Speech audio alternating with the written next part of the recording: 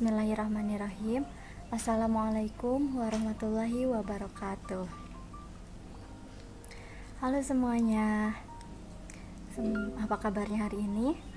Semoga kita semua ada dalam keadaan sehat walafiat dan dalam lindungan Allah Subhanahu wa Ta'ala. Amin. Mungkin untuk anak-anak baru pertama kali ya ketemu ibu.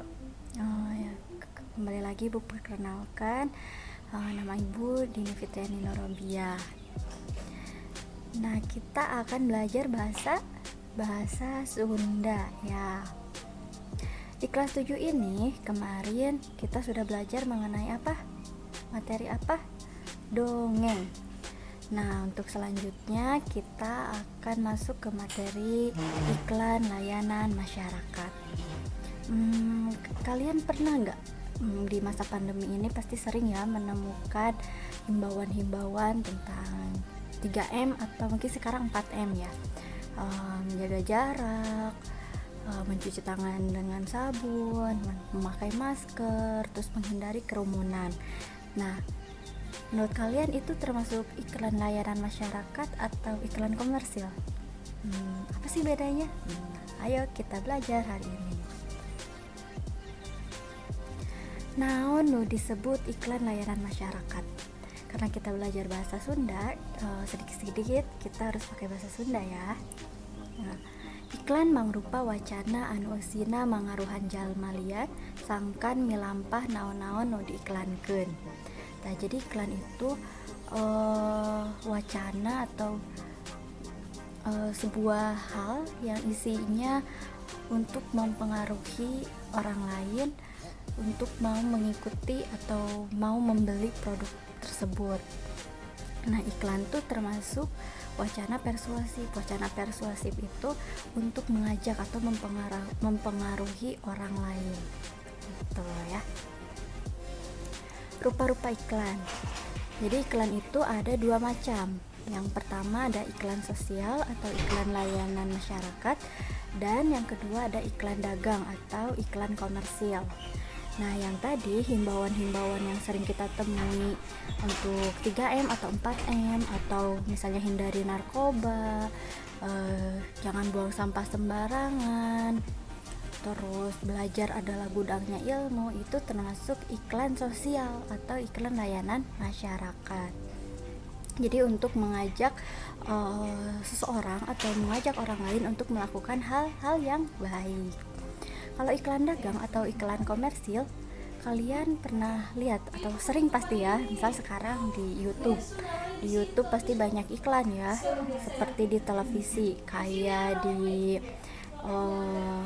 iklan sampo, iklan makanan atau iklan minuman. Nah, itu termasuk masuknya ke dalam iklan dagang atau iklan komersil karena memengaruhi orang lain untuk membeli produk tersebut.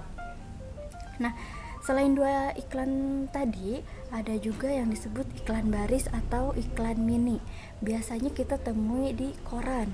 Mungkin sekarang kalian udah jarang ya menemui koran, tapi itu pasti ada. Sesekali deh kalian buka koran atau buka majalah, pasti ada iklan barisnya. Yang kedua ada iklan sandi atau iklan anu dibarengan ku tanda khusus atau sandi yang dicutat nu macana sangkan sumber pananya atau jawabanana babari kanyahoan. Yang kedua ada iklan kulawarga, nyaeta iklan anu eusina mangrupa pikeun kulawarga seperti kelahiran, tepang tahun, papacangan, kawinan, pipisahan, atau di koran biasanya ada iklan kematian ya. Kalian pernah lihat nggak?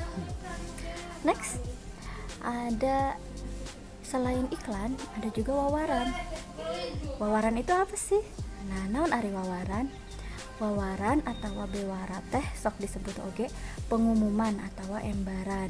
Wawaran teh mibanda tujuan keur nepikeun informasi nu aya mangpaatna atawa sahenteuna sangkan balarea apaleun. Nah, seperti iklan tadi ya. Jadi iklan juga kan berisi pengumuman tapi untuk mengajak orang lain. Sedangkan wawaran itu untuk hanya menyampaikan informasi seperti itu. Nah, sekarang ada perbandingan iklan jeung bewara. Yang pertama, iklan nepikeun informasi, sama dengan bewara. Bewara juga menyampaikan informasi atau wawaran. Yang kedua, mediumnya. Medium itu tempatnya, bisa lisan, bisa tulisan. Kalau misalnya poster itu termasuk apa? Tulisan kan? Kalau di radio itu lisan. Kalau misalnya di TV bisa dua-duanya, lisan dan tulisan. Jadi iklan dan bewara mediumnya bisa melalui lisan atau tulisan. Terus ketiga, sifatnya mempengaruhi ya. Kalau iklan persuasif tadi, mengajak. Kalau bewara sifatnya deklaratif atau hanya memberitahu. Yang keempat, wadahnya mengrupa koran. Jadi bisa ditampilkan di mana? Bisa di koran, majalah, radio, TV, internet, dan HP. Dua-duanya bisa ya, iklan atau bewara. Yang terakhir, untuk iklan tujuannya adalah untuk masyarakat atau sosial, dan juga mungkin bisa bisnis ya. Yang bewara tujuannya pikeun masyarakat sosial, hanya untuk memberitahu orang lain. Nah, ada padika nepikeun iklan jeung wawaran. Naon sih ari padika teh? Padika itu seperti aturan, aturan dalam menyampaikan iklan dan wawaran itu harus seperti apa. Nah, tadi kan ada dua cara ya, ada iklan yang ditulis secara tertulis atau secara lisan. Nah, aturan dalam iklan atau wawaran tinulis, kita harus memperhatikan ejahan dan tanda baca. Yang pertama, huruf gede atau kapital. Jadi kapan sih kita harus menggunakan huruf kapital dan kapan kita menggunakan huruf kecil. Yang kedua, untuk ada huruf kapital, terus yang keduanya ada huruf kecil, huruf leutik. Leutik itu kecil ya. Ada tanda pen, titik. Kita juga harus memperhatikan tanda titik kita harus berhentinya di mana ya. Terus koma dan lain sebagainya. Jadi dalam tinulis itu atau dalam apapun, tulisan apapun, kita harus memperhatikan tanda baca. Nah, aturan dalam menyampaikan iklan dan wawaran secara lisan ada tiga yang harus kita perhatikan. Yang pertama, lafal. Lafal nyaeta cara ngucapkeun huruf nu bener tur jentre. Nepikeun wawaran ge kudu bener ngalafalkeunana atawa ngucapkeunana. Jadi kita tuh harus jelas pelafalannya. Jangan misalnya benar, bukan benar. R-nya tuh harus terdengar ya, seperti itu. Jadi pelafalannya harus jelas. Yang kedua, ada volume. Volumenya eta halon atawa ngoncrangna nyorakeun kecap atau kalimah tangtuna dina nepikeun bewara, suara teh kudu eces ka kuping ku balarea. Tong saperti nu diheunheum atawa haharewosan. Jadi dalam menyampaikan iklan atau wawaran, volume kita atau suara kita itu harus terdengar oleh orang lain, jangan seperti berbisik. Karena kita itu ingin menyampaikan informasi ke orang lain, ingin mempengaruhi orang lain. Jadi kita harus pelafalannya tadi harus jelas, volumenya harus terdengar gitu. Yang ketiga ada intonasi atau lentong, nyata naik turuna lagu atau wirahma nyarita. Jadi biasanya kalau di iklan itu ada lentongnya, ada lagamnya, ada nadanya dalam berbicara agar kita juga tertarik untuk mendengarkan. Seperti itu. Nah,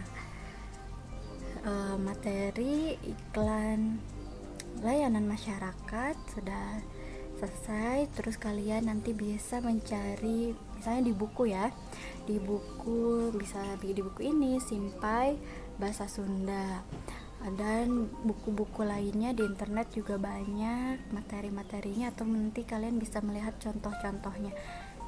Kalian itu harus melek teknologi ya.